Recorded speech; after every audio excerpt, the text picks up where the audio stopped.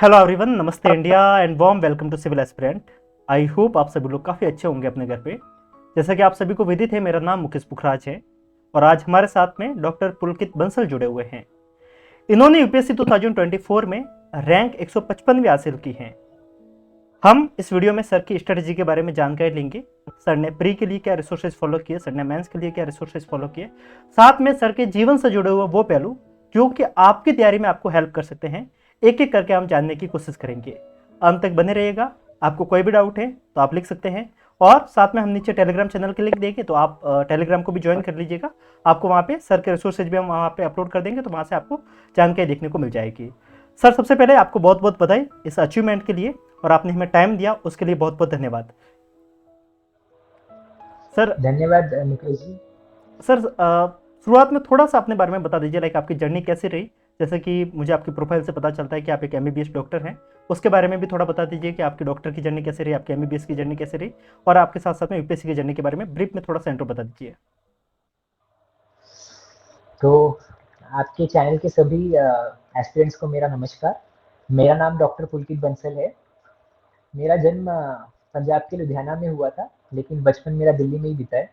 मैंने अपनी स्कूल की पढ़ाई सब दिल्ली से ही की है। फिर मैंने 11वीं 12वीं में मेडिकल स्ट्रीम के साथ डॉक्टर बनने का सपना सोचा था, तो जिसके कारण मैंने एग्ज़ाम्स दिए और मेरे को भगवान की दया से एम्स न्यू दिल्ली में एमबीबीएस में दाखिला मिला। लेकिन एमबीबीएस में पढ़ाई करने के दौरान ये एक नया भाव उत्पन्न हुआ कि शायद सिविल सर्विसेज के थ्रू हम समाज की और अच्छे से सेवा कर सकते हैं। इसलिए यूपीएससी की तरफ रुझान बढ़ा और फिर मैंने अपनी इंटर्नशिप में यूपीएससी की तैयारी शुरू की और प्रथम प्रयास में ही भगवान की दया से ऑल इंडिया रैंक 155 लाकर आईपीएस सेवा में चयनित हुआ हूँ। तो ये मेरी जीवन की गाथा संक्षिप्त में आप सभी के आपके दर्शकों के लिए। सर, ये गाथा नहीं है, ये माँ काव्य है, क्योंकि आने वाली जनरेशन, आपकी पूरी पीढ़ी इस जर्नी को जब भी सुनेगी तो उनको पता चलेगा कि हाँ, हमारे खानदान को खानदान बनाने में किसी एक व्यक्ति का श्रेय था, तो वो शायद आप थे। खैर सर, आपने जैसा कि बताया कि आपका पहले प्रयास में प्री निकला, मेंस निकला, इंटरव्यू निकला, 155वीं रैंक, सीधा आईपीएस। इतना आसान तो है नहीं, खासकर उन लोगों के लिए जो प्री के लिए तैयारी करते हैं, प्री में बैठते हैं, प्री डिस्क्वालीफाई कर जाते हैं।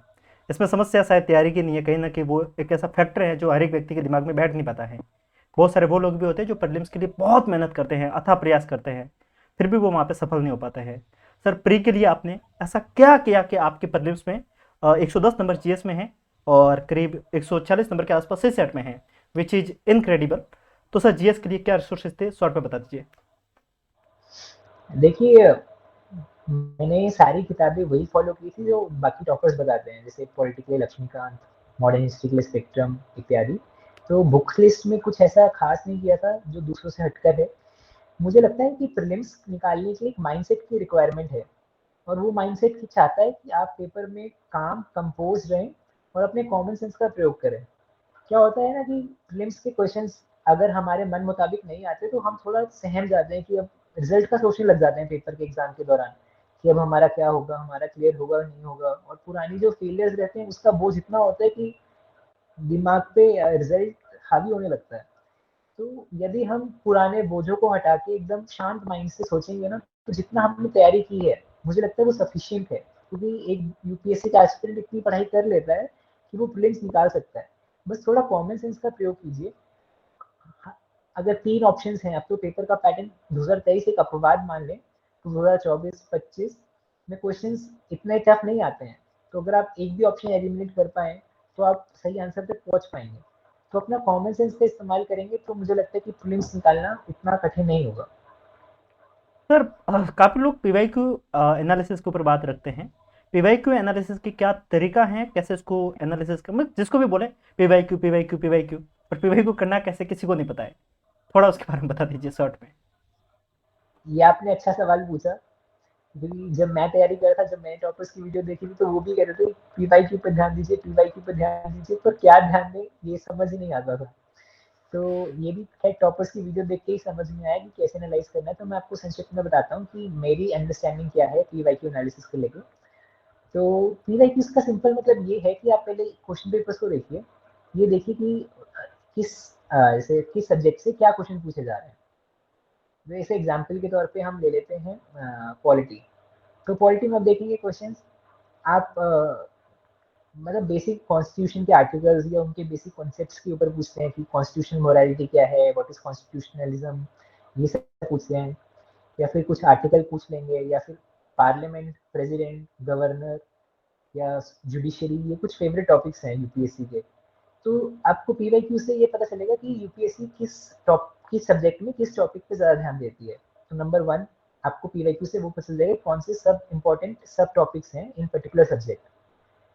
नंबर टू, आप ये देखिए कि क्वेश्चन की फ्रेमिंग कैसे हो रही है। यूपीएससी को अगर स्टेटमेंट गलत बनानी है तो वो किस तरह की स्टेटमेंट देता है। तो एग्जाम्पल के तौर पे जनरली अगर वो कुछ एब्सोल्यूट स्टेटमेंट है, जैसे ऑलवेज, नेवर, 100%, ऑल, नन, तो यूजुअली ये सारी स्टेटमेंट्स गलत होती है, क्योंकि कुछ ना कुछ एक्सेप्शन तो हो ही जाएगी नेचर में। तो सेकंड स्टेटमेंट, आप स्टेटमेंट की फॉर्मेशन को देखिए। नंबर थ्री, कुछ पैटर्न रिकॉग्नाइज कर सकते हैं। ऑल्दो इस वाले पॉइंट में मैं इतना 100%ली मतलब इतना सपोर्ट नहीं करूंगा, क्योंकि यूपीएससी भी आई थिंक इवॉल्व करता है अपने आप को बेस्ड ऑन कि टॉपर्स क्या स्ट्रैटेजी बता रहे हैं, तो दे change the pattern also. But एक ये है कि जैसे कुछ टॉपिक्स होते हैं जैसे साइंस एंड टेक, तो उसमें जो आंसर्स होते हैं यूजुअली ऑल, इस तरह के रहते हैं कि इसमें सारे ठीक होंगे। तो उस तरह के कुछ पैटर्न्स आप रिकॉग्नाइज कर सकते हैं हर सब्जेक्ट में, अगर आपको कुछ दिख रहे हैं। तो इस तरह से आप पीवाईक्यू एनालिसिस कर सकते हैं। और अगर आप यूपीएससी की लैंग्वेज पे ग्रास्प कर लेंगे कि वो किस तरह की स्टेटमेंट्स को सही मानता है, किस तरह की गलत को, तो आपको 100% सपोर्ट नहीं मिलेगा। आप ये भी नहीं है कि सारे आंसर सही कर पाएंगे प्रीलिम्स में, लेकिन आपको एक इंट्यूशन आएगा एग्जाम हॉल के दौरान कि यार ये स्टेटमेंट गलत लग रही है, क्योंकि इसमें इस तरह की लैंग्वेज फॉर्म, क्वेश्चन की लैंग्वेज इस तरह से, कुछ वर्डिंग इस तरह से इस्तेमाल की। तो इस तरह से पीवाईक्यू से आपको हेल्प मिल जाएगी प्रीलिम्स में क्वेश्चन सॉल्व करने में। सर तैयारी के दौरान आपने एआई का कितना प्रयोग किया? एआई में खासकर चैट जीपीटी जैसे टूल का कितना प्रयोग किया और कितना हेल्पफुल है? देखिए, चैट जीपीटी का इस्तेमाल मैं तब करता था जब मेरे को गूगल पे सर्च करने में कुछ चीज़ नहीं मिलती थी। मतलब प्राइमरी सोर्स और गूगल, इंटरनेट, अगर यदि उसमें कुछ चीज़ नहीं मिल रही है या बहुत ज़्यादा इधर उधर पढ़ने के बाद चीज़ें समझ में आ रही है, तो उसको चैट जीपीटी में भर लेता था, क्योंकि वो आपको समरी दे देता था फ्रॉम डिफरेंट सोर्सेज। बट मेरा प्राइमरी यूज़ गूगल रहता था या यूट्यूब रहता था। अगर मुझे कुछ चीज़ समझ नहीं आ रही है, तो या तो मैं गूगल में सर्च मार देता था, या फिर यूट्यूब पे कोई वीडियो सुन लेता था 1-2 मिनट की या 10 मिनट की, जिससे मुझे कॉन्सेप्ट के बारे में क्लैरिटी मिल जाए। चैट जीपीटी का बहुत ज़्यादा इस्तेमाल नहीं किया मैंने। जी सर, जैसा कि सर ने बताया यूट्यूब के ऊपर, तो यूट्यूब के ऊपर आपको ये वीडियो देखने को भी मिल रहा है। अगर आपको सच में हेल्प हो रही है तो एक लाइक और एक कमेंट करके आप बता सकते हैं। खैर, तो हम आगे बढ़ते हैं। सर सोशियोलॉजी के लिए आपने क्या रिसोर्सेज फॉलो किए? इंडियन देखिए, सोसाइटी के लिए पहले अपन सोशियोलॉजी, बात कर लेते, फिर सोशियोलॉजी ऑप्शनल पे बात कर लेंगे। सर का ऑप्शनल सोशियोलॉजी है, तो अपन सोशियोलॉजी के ऊपर थोड़ा बाद में बात रखेंगे। इंडियन सोशियोलॉजी जीएस फर्स्ट में। देखिए मेरा ऑप्शनल सोशियोलॉजी था, तो मैंने सोसाइटी ढंग से मतलब ज़्यादा इस पे एफर्ट नहीं किया, क्योंकि ऑप्शनल से थोड़ी सी हेल्प मिल जाती है सोसाइटी के क्वेश्चंस में। बस पीवाईक्यू पे ध्यान दिया था कि कैसे कुछ टॉपिक्स जैसे पूछते हैं, ग्लोबलाइजेशन वगैरह, या फिर फंडामेंटलिज्म या रिलीजियस रिवाइवलिज्म, ये सब। तो उस पे आप बस थोड़ा सा माइंड में फ्रेमवर्क बना लीजिए जो आपने पढ़ाई की है बेस्ड ऑन योर ऑप्शनल। तो मैं सोसाइटी में मैंने ज़्यादा डिवोट नहीं किया एनर्जी, क्योंकि ऑप्शनल के थ्रू वो कवर अप हो जाता है। सर जीएस टू पे अगर अपन बात रखेंगे तो पॉलिटी के लिए एम लक्ष्मीकांत, काफ़ी लोग बताते इनफ है, लेकिन कुछ लोग बताते इनफ नहीं है। और यहाँ पे मेरा भी मानना है कि पॉलिटी से जीएस में आप परी के क्वेश्चन तो सॉल्व कर सकते हैं, पर मैथ्स के क्वेश्चन सॉल्व करने में दिक्कत आती है। खासकर जब वहाँ पे थियोरेटिकल पोर्शन से क्वेश्चन आते हैं, तो वो लक्ष्मीकांत कहीं ना कहीं डील नहीं कर पाती है। आपने पॉलिटी के लिए कैसे तैयारी की और क्या आपके रिसोर्सेज थे? देखिए, पॉलिटी के लिए मैंने लक्ष्मीकांत पढ़ी थी प्रीलिम्स के लिए।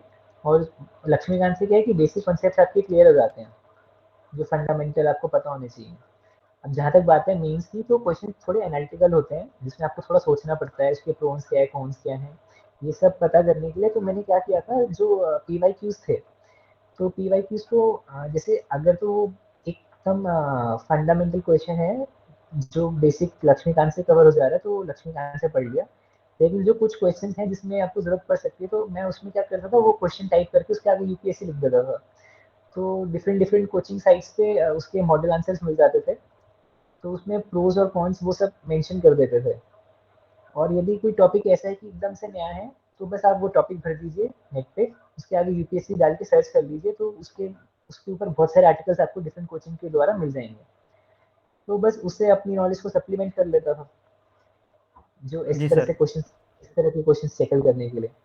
और कुछ कोचिंग्स डाटा बुक्स वगैरह भी निकालती हैं अपनी, तो वो अगर वो क्वेश्चन से या उस थीम से रिलेवेंट कोई डाटा है तो वो भी मेंशन कर लिया, ताकि आप अपने पॉइंट्स को सब्सटैंशिएट कर सकें या कोई एग्जांपल्स से सब्सटैंशिएट कर सकें। तो इस तरह से मैं इंटरनेट से उसको सप्लीमेंट कर लेता था, लक्ष्मीकांत को। जी सर। सर अगर हम बात करेंगे GS2 में, तो सर गवर्नेंस एक टॉपिक होता है। गवर्नेंस को पढ़ने के लिए आपने किसी बुक को फॉलो किया या फिर किसी कोचिंग के नोट्स को? देखिए गवर्नेंस के एक कोचिंग के नोट्स मिल जाते हैं, पतले से होते हैं काफ़ी, उसमें वो गवर्नेंस से सारे डायमेंशंस को एक्सप्लेन कर देते हैं, तो वो वाले नोट्स मैंने यूज़ किए थे किस कोचिंग के सर? गवर्नेंस कोचिंग के। का नाम ले लीजिए ताकि बाकियों को हेल्प हो जाएगी। विजन विजन की गवर्नेंस की बुक आती है, तो उसमें वो टॉपिक्स और डायमेंशंस मेंशन रहते हैं, तो वो वाले नोट्स यूज़ कर लिए थे मैंने। गवर्नेंस वैल्यू एडिशन मटेरियल आता है विजन का, तो जी। उसमें आई थिंक गवर्नेंस का भी मटेरियल था, तो वो वाला यूज़ किया था मैंने। जी सर। और IR के लिए? आईआर के लिए एक तो पीटी 365 और मेंस 365, क्योंकि जो IR is very dynamic subject, तो अगर आप अप टू डेट इन्फॉर्मेशन लिखेंगे तो आपको ज़्यादा मार्क्स मिलेंगे एज कम्पेयर टू आपने कोई पुरानी किताब पढ़ ली जिसमें इन्फॉर्मेशन भी अपडेटेड नहीं है। तो पीटी 365 और मेंस 365 इसको फॉलो किया था मैंने।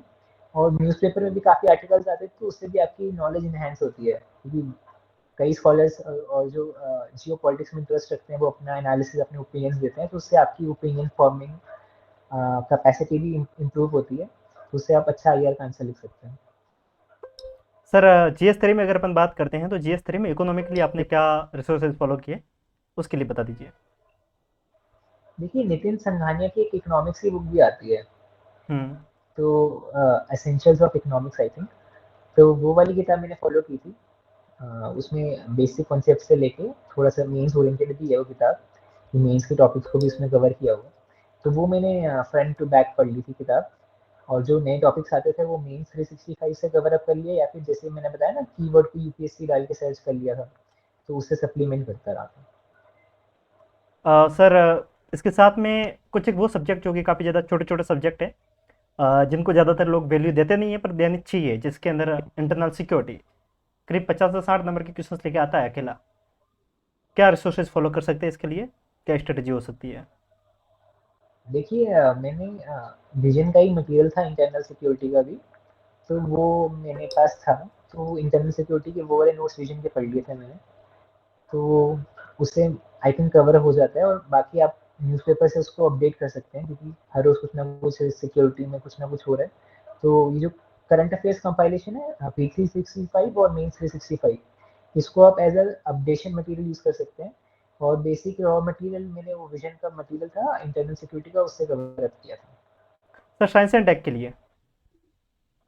साइंस एंड टेक के लिए मैंने कुछ ज़्यादा एफर्ट नहीं किया था, बस मैंने मेंस 365 पढ़ा था और पीटी 365 पढ़ा था, क्योंकि क्वेश्चंस बहुत ज़्यादा अनप्रेडिक्टेबल होते हैं, साइंस एंड टेक में कुछ भी पूछ सकते हैं, तो उस पर ज़्यादा मुझे लगा नहीं कि इतना मेरे पास टाइम है और एनर्जी है, तो बस पीटी 365 और मेंस 365। सर आप जैसे कि आप की प्रोफाइल से पता चल रहा है, जैसे कि आपने बताया आप एक MBBS डॉक्टर हैं। सर बायोटेक्नोलॉजी यूपीएससी का एक फेवरेट टॉपिक है, कवर करने के लिए आपकी तरफ से क्या एक राय हो सकती है? देखिए अगर कवर अप, देखिए अगर बेसिक से शुरू करना चाहते हैं, तो ट्वेल्थ क्लास में बायोटेक्नोलॉजी का एक यूनिट था एनसीईआरटी बायोलॉजी की किताब में, तो आप वहाँ से अपना शुरुआत कर सकते हैं, बेसिक कॉन्सेप्ट्स को समझ लीजिए।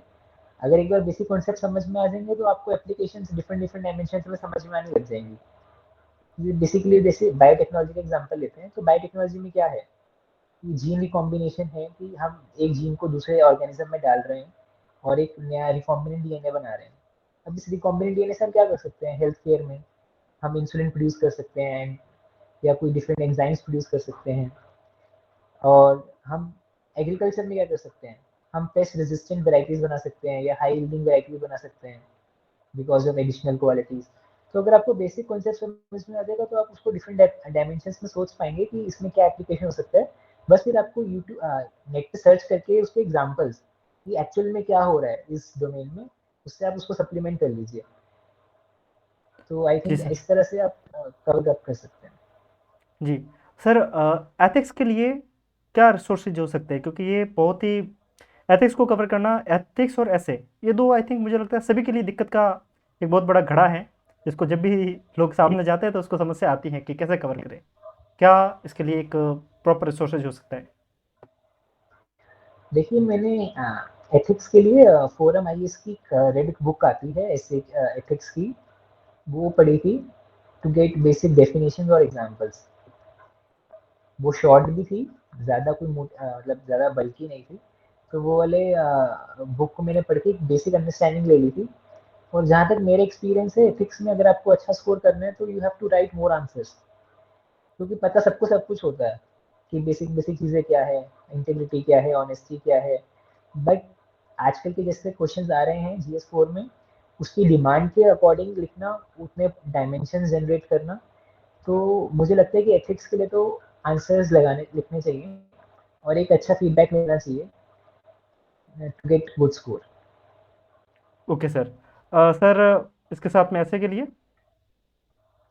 ऐसे के लिए मैंने कुछ, मैं मतलब ऐसे मैंने लिखे थे, बट जो कंटेंट का फॉर्डर था वो मैंने टेलीग्राम पे टॉपर्स के नोट्स के यूज़ कर लिया था। मैंने अपनी तरफ से एनर्जी नहीं लगाई थी टू कलेक्ट द एनेक्डोट्स वगैरह। तो कई टॉपर्स ने अपने चैनल पे डाल रखे हैं ऐसे की स्टोरीज वगैरह या इस एनेक्डोट्स या कुछ पोएम्स या कुछ शॉर्ट लाइंस, तो उसको यूज़ किया था मैंने फॉर दिस। जी सर। सर, अभी अपन सीधा ऑप्शनल की तरफ आते हैं, सोशोलॉजी के ऊपर। सोशोलॉजी को कवर करने के लिए क्या बुक लिस्ट आपने फॉलो की थी? बुक लिस्ट फॉलो की या फिर किसी कोचिंग के नोट्स, उसके बारे में बताइए। तो देखिए सोशियोलॉजी ऑप्शन के लिए सबसे पहले मैंने क्या किया, सीपी क्लासेस पे फ्री प्लेलिस्ट है सोशियोलॉजी की। तो वहाँ पे उन्होंने 4 महा वीडियोस अपलोड कर रखे हैं, जिसमें उन्होंने पूरा सोशियो का सिलेबस कवर अप कर दिया। तो मैंने पहले वो वीडियोस देखे थे, ताकि मुझे बेसिक सोशियोलॉजी की ग्रास्प आ जाए, क्योंकि ये सब्जेक्ट मेरे लिए न्यू था एकदम, ह्यूमैनिटीज़ का सब्जेक्ट। तो वो वीडियोस देखने के बाद मैंने नितिन सांगवान सर की बुक आती है एसेंशियल्स ऑफ सोशियोलॉजी, तो वो पढ़ी थी। और इसके साथ मैंने पीवाईक्यूज देखे थे। तो यही, इन तीनों को ही फोकस करके आंसर राइटिंग की।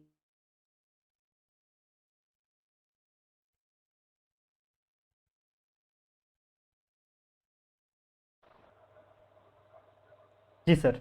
सर, वॉइस क्लियर है? हम्म, ओके सर। सर, अभी अपन जाते जाते, क्योंकि हमने लगभग जितने भी रिसोर्सेज हो सकते हैं, जो भी पॉइंट हो सकते हैं, उन सबको कवर करने की एक बार के लिए कोशिश की। सर, जाते जाते कुछ वो टिप्स जो कि आपने जर्नी में सीखी, बहुत सारी ऐसी समस्या भी आपको आई होगी इस जर्नी के दौरान। कई बार लगता है कि एकांतवाद, कई बार लगता है अलोननेस, ये सारी समस्या भी जर्नी में आती हैं। यूपीएससी की तैयारी एथेंस के उस मैराथन वॉर से कम नहीं है, जहाँ पे लड़ने के लिए स्पार्टा 300 होते हैं और सामने का जो रण होता है वो बहुत बड़ा होता है। यूपीएससी की तैयारी भी कुछ इस तरीके से है, हम भी स्पार्टा की तरह खड़े हैं और सामने रण को भेदने के लिए जो सामने हमारे पास सब्जेक्ट है वो बहुत ज़्यादा है। उसको भेदने के लिए आपने किन किन चीज़ों को एक साथ में मगअप किया, किन किन चीज़ों को एक साथ में आपने पढ़ा, क्या क्या आपने समस्या फेस की, उसको अगर एक साथ में कंपेल करके बताना हो तो क्या बताएंगे आप? देखिए मैंने कहीं कुछ लाइनें पढ़ी थी जो मुझे बहुत ज़्यादा इंस्पायरिंग लगी। मैंने अपने पहले इंटरव्यूज में भी इसका जिक्र किया, आज आपके साथ फिर दोहरा देता हूँ। तो कुछ लाइनें इस प्रकार हैं, द्वंद्व नहीं जिनके जीवन में, द्वंद्व नहीं जिनके जीवन में, जीवन उनका अभागा होगा। द्वंद्व नहीं जिनके जीवन में, जीवन उनका अभागा होगा। या तो रण को छोड़ा होगा, या तो रण को छोड़ा होगा, या रण तोड़ भागा होगा। तो देखिए जहाँ पे हार की संभावना है, जहाँ पे फेलियर का रिस्क है, वहीं पे तो सक्सेस के मजे हैं, वहीं तो सक्सेस के मायने हैं। तो जब भी चैलेंजेस है लाइफ में या डिफिकल्टीज आए, तो उनसे भागना नहीं चाहिए।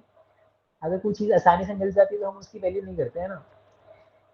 तो वो वाली बात है। तो चैलेंजेस सबके साथ आते हैं, मेरे साथ भी आए थे।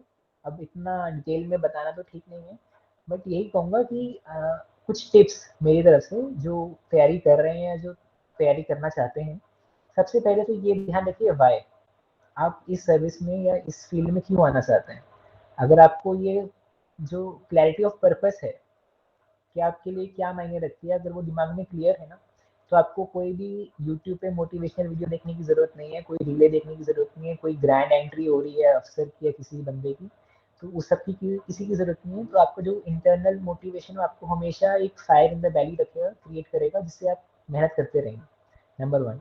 नंबर 2, आपको ये पता होना चाहिए कि ये एग्ज़ाम सिर्फ मेहनत से नहीं निकलता है, इसमें लक का भी बहुत बड़ा योगदान है। एक हमारी हिंदू सभ्यता संस्कृति में कॉन्सेप्ट है प्रारब्ध का, जिसमें कर्म तो है ही, लेकिन थोड़ा-सा हमारा भाग्य भी है। तो कर्म और भाग्य से ही उन्नति का पथ प्रदर्शित होता है, ऐसा ये कॉन्सेप्ट सिद्धांत सिखाता है। तो आप ये मत सोचिएगा कि आपने तो बहुत अच्छे से मेहनत की, फिर एग्ज़ाम निकल ही जाएगा। थोड़ा अनप्रेडिक्टेबिलिटी रिस्क रहता है, ठीक है? इसीलिए तीसरा पॉइंट ये है कि आप सोच लीजिए कि आप इस जर्नी में कितने प्रयास देना चाहते हैं। 1, 2, 3, 4। मैं आपको सिलेक्शन के बाद ये कहूँगा कि इसमें 6 साल, 7 साल बर्बाद करने की कोई आवश्यकता नहीं है। इतना भी ज़्यादा ये एग्ज़ाम मायने नहीं रखता कि आप अपना जो यूथ का पीक टाइम है, प्राइम टाइम है, उसको आप इस एग्ज़ाम की तैयारी में खराब कर दें। इसलिए एक नंबर ऑफ अटेम्प्ट्स आप कितने एग्ज़ाम देना चाहते हैं, वो आप सोच के रखिएगा, क्योंकि एक बार आप साइकिल में घुस गए, तो बाद में वो उससे बाहर निकलना बहुत मुश्किल हो जाता है। क्योंकि आपको लगता है कि इतने साल इन्वेस्ट कर दिए हैं पढ़ाई में, तो एक और बार दे देते हैं, एक और बार दे देते हैं, और वो आपके प्राइम टाइम को कैसे ख़त्म कर देते हैं, वो आपको समझ नहीं आता। फिर बाद में आपको बहुत ज़्यादा हेल्पलेसनेस फील होती है। और इसी के साथ आप एक प्लान बी भी रखिएगा कि अगर यूपीएससी नहीं होता तो क्या। कई लोग कहते हैं कि हम प्लान बी सोचेंगे तो हमारा अटेंशन डाइवर्ट हो जाएगा। ये मुझे लगता है थोड़ी आइडियलिस्टिक बात है, बट प्रैग्मेटिक प्रैक्टिकल बात तो यही है कि एक प्लान बी होना चाहिए। आप अपनी 100% एफर्ट अपने फर्स्ट गोल पे रखिए, जो कि यूपीएससी है। बट यदि नहीं होता है तो एक आपके पास ऑप्शन होना चाहिए, ताकि आप एकदम आइसोलेटेड से ना हो जाए कि आपको समझ ही ना आए कि आसपास अब क्या करें आगे जीवन में। तो यही मेरी कुछ टिप्स रहेंगी। बाकी सारे एस्पिरेंट्स विद्यार्थियों को बहुत बहुत शुभकामनाएं, ऑल द बेस्ट। आप अच्छे से मेहनत कीजिए, और कहते हैं ना, जो खुद की मदद करता है भगवान उसकी मदद करते हैं, तो आप लक का मत सोचिएगा, आप अपनी मेहनत कीजिए, बाकी अच्छा ही होगा जो भी होगा। जी सर, बाकी एक सवाल ज़्यादा ज़्यादा और पूछना चाहूँगा सर। सर, तैयारी के दौरान आपके शौक क्या रहे? लाइक मूवीज़ देखना, घूमने जाना, दोस्तों के साथ बातें करना, क्या था आपका एक वो थोड़ा बता दीजिए, क्योंकि काफ़ी लोग एक यूट्यूब पे लोग बोलते हैं ना आजकल, बहुत सारे टीचर्स कम और यूट्यूबर ज़्यादा यूट्यूब पे, तो वो लोग बताते हैं कि मॉन्क वाली ज़िंदगी जीनी है आपको। और एक टीचर तो है जो बोलते हैं कि ओल्ड मॉन्क पी के आपको मॉन्क बनना है। खैर वो तो मजाक में बोलते होंगे, लेकिन सर क्या आपका वो रूटीन रहा था? मूवीज़ देखना, घूमने जाना, कुछ ऐसी चीज़ें थी या फिर एकदम सीरियस टू द पॉइंट, कहीं इधर उधर नहीं देखेंगे, ऐसा था? देखिए, मेरे पास तो तैयारी के टाइम ही कम था, क्योंकि मेरी इंटर्नशिप भी साथ में चल रही थी, तो मेरे को पोस्टिंग्स का भी जाना था, तो शौक इतने अच्छे से पूरे नहीं कर पाया। बट ये ज़रूर था कि मैं सोशल मीडिया पे रहता था, सोशल मीडिया से कट ऑफ नहीं था, और दोस्तों से भी मिल लेता था 10-15 मिनट के ही सही, पूरे दिन में 10-15 मिनट में दे देता था। और वॉक वगैरह भी कर लेता था, ताकि फिजिकल हेल्थ भी आपकी ठीक रहे, है ना, क्योंकि फिजिकल हेल्थ भी बहुत ज़रूरी है साथ में पढ़ाई कर करके। तो थोड़ी स्ट्रेचिंग एक्सरसाइजेज या वॉकिंग, दोस्तों से 10-15 मिनट मिलना, सोशल मीडिया पे थोड़ा सा देख लेना स्टोरीज वगैरह, या थोड़ी सी रील्स देख लेना। तो मैं सब कुछ करता था, लेकिन मॉडरेशन में करता था, ताकि एकदम पढ़ाई में बर्नआउट भी ना हो जाए, और थोड़ा सा कनेक्टेड भी रहे कि आसपास क्या चल रहा है। तो एक बैलेंस की आई थिंक रिक्वायरमेंट है। अगर वो बैलेंस करेंगे तो हमें पढ़ाई करने में भी मज़ा आएगा, पढ़ाई बोझ नहीं लगेगी, और हम थोड़े अच्छे से आई थिंक अपने एफर्ट्स कर पाएंगे इन दिस प्रिपरेशन। जी सर, जैसा कि सर आपका जो शेड्यूल है वो काफ़ी ज़्यादा अभी बिजी चल रहा था, उन सब के बावजूद भी आपने हमें टाइम दिया, उसके लिए बहुत बहुत धन्यवाद। हम आपके भविष्य की उज्जवल भविष्य की कामना करते हैं। साथ में आप सभी लोग जो इस वीडियो को अंत तक देखें, उन सभी के लिए मैं इतना ही कहूँगा कि अगर आपको कोई भी डाउट है तो कमेंट में लिखिएगा। हम नेक्स्ट टाइम किसी भी टॉपर के साथ में मिलेंगे तो आपके डाउट को भी पिक करेंगे और उनसे पूछ लेंगे। वैसे तो हम सामान्यतः जितने भी डाउट होते हैं उनको कवर करने की कोशिश करते हैं, हम इधर उधर की बात ना करके जो तैयारी से जुड़े हुए सवाल होते हैं वही करते हैं। इन सबके साथ में अभी आपको डिस्क्रिप्शन में एक टेलीग्राम चैनल की लिंक मिल जाएगी। हम वहाँ पे अगर सर का कोई सेपरेट टेलीग्राम चैनल होगा तो उसकी लिंक दे देंगे, या फिर सर के रिसोर्सेज लेके वहाँ पे हम अपलोड कर देंगे।